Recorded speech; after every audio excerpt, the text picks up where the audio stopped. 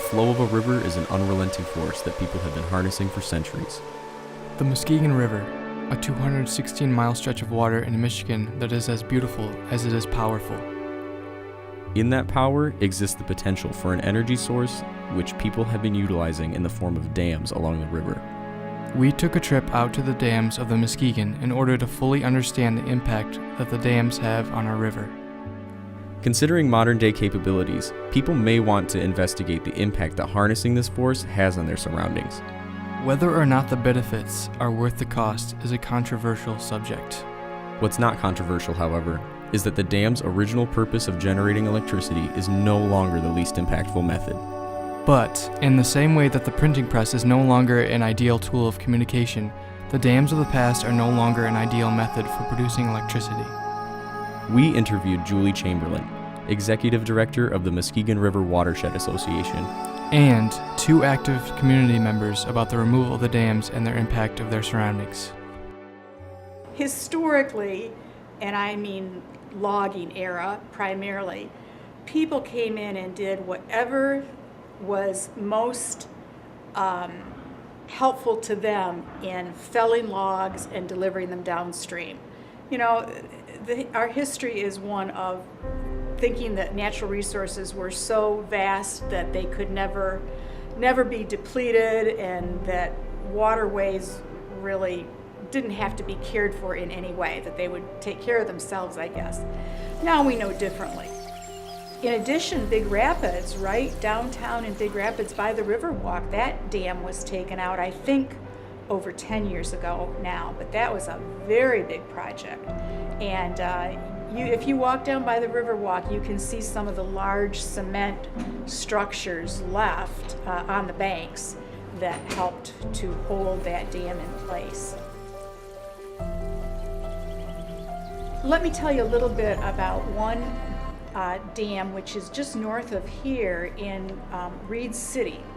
It's a privately owned dam. It is called the Nartron Dam, and we at the Watershed Assembly are very interested in having it removed. It is owned by a gentleman who I believe lives out of state, and he's at this point, for whatever reason, not particularly interested in removing it. It is, of course, any dam causes a lagoon or some kind of increased surface area, backed up area, like a lake type situation. But as far as I know, there's maybe one home on this lagoon or backed up area, and no others moving in. Now, of course, people value a dam if they can build cottages around it, and that increases property values and that kind of thing. So it's desirable from that standpoint, but that's not happening with this dam. So if we could free the water and therefore cool down the water temperatures, we would have a place for people to canoe and kayak and boat that would extend, well up to the north part of the river and take us all the way down here to the Rogers Dam in Big Rapids. And it's a beautiful, beautiful area. So that's really probably the dam that the Muskegon River Watershed Assembly currently has the most interest in removing, because it doesn't have a lot of property owners or housing on it, and it has only one property owner. So if we could get that property owner to agree to participate with us, then we could move forward and try to put together state and federal and local funds to actually remove it. But for some reason, he has an interest in hanging on to it, and we don't quite understand it. We took a trip out to the Nartron Dam, which is much easier said than done, as it's not marked on any maps. What we found was very different from the Roger and Croton dams we had gone to previously. Next to only an abandoned airport in ruin, we couldn't see the reasoning behind keeping the dam. For us, the negatives clearly outweighed the positives, so we decided to get the locals' perspective on what the dams mean to them. The lakes that the dams create really give the town a sense of community. If the dams are removed, several ponds and lakes may be affected.